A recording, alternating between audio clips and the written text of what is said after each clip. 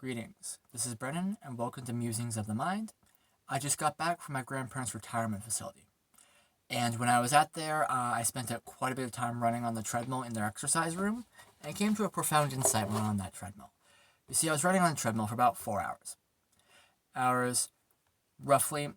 And towards the end of that time, a death scene from one of the Saw movies came on my phone because I was listening to it, and I got really irritated.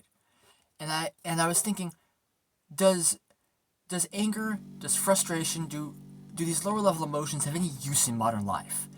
I came to the conclusion, no, they don't. Because when I got frustrated and overexerted myself on the treadmill, I performed less well at that time than the day prior when I didn't get frustrated. So I thought, these emotions are hindering in modern life. We should use we should use a substance to knock them out. We should try to get rid of them.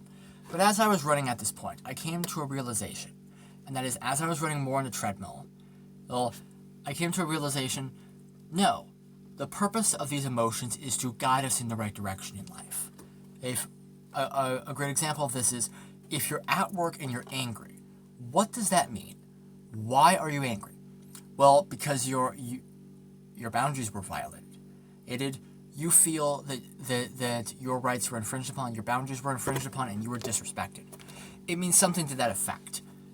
Though the scenario might change a little bit, and this is telling you something, that is, in order to be at your best, in order to be the best person you can be, you need to get out of that situation.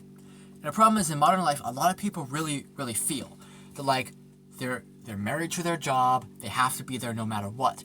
This causes a situation where all the anger builds up and just sort of fumes, and then people end up wrestling with themselves, and it just goes down a giant downward spiral. I think that's kind of sad, because as I was running on the treadmill, I came to the realization that these emotions exist to guide us on the right path in life. They're not useless, they have a purpose. It's just that people are not taught emotional intelligence. They are not taught to listen to them, they're not taught to try to understand them, they're just taught to discard them, as I was trying to do. And as a result, this causes a lot of needless pain and suffering. What people need to do is listen to the emotion, figure out where they're coming from and why they exist, and these feelings exist as guides. They exist to put us on the proper path. However, we have to listen to them. We have to contemplate them. We have to try to figure out where they're coming from, because the subconscious mind doesn't talk to you. It doesn't appear right here and say, "Hey, Joe," or "Hey, Brennan," or "Hey, Eric," whatever your name is. Don't be next to that person, or don't associate with that guy. The subconscious doesn't do that.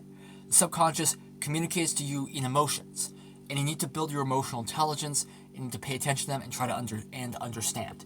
And what that's will do, if you can do that, if you can really listen, feeling, and understand where the feelings are coming from, they will guide you on the right path.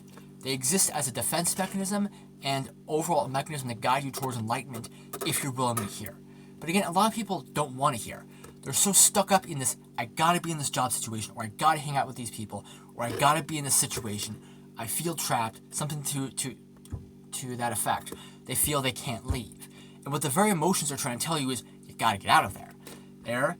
So, it's a situation where you have the emotions butting up against the logical mind, and people just don't understand. And in the modern world, at least where I live in the United States, people just don't understand how to listen to them, how to take themselves seriously. People just want to focus on what they're doing and hammer on rest when the only rest you'll ever get is when you die type attitude. And this very attitude is what these emotions are trying to get you away from. These emotions are trying to get you away from these toxic attitudes that people will mistakenly see the emotions as a negative, as something that needs to be discarded, as I did. So really, what I'll tell you is listen to your feelings. Especially if you're a man, you don't usually listen to your feelings, you don't pay attention to your emotions. They will build up and blow up at some point. You have to deal with them. You have to understand them. And you can deal with them with meditation. If you really can't leave a work environment, I understand that. and that you can do meditation. You can acknowledge them. You can kind of create a mental file cabinet, acknowledge the feeling, put it in the file, and put it in a drawer in your mind. If you don't know how to do that, just imagine doing that, visualize it. And what that will do is it'll take the edge off of the emotion and acknowledge its message.